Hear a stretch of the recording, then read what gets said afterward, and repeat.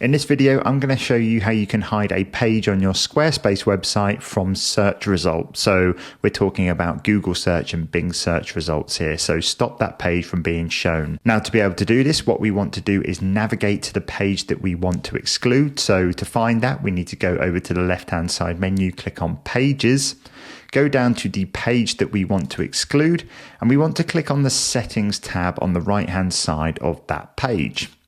From here, you want to go down to where it says SEO, click on that, and then you want to scroll down to the bottom to where it says Hide Page from Search Results and make sure that that is enabled.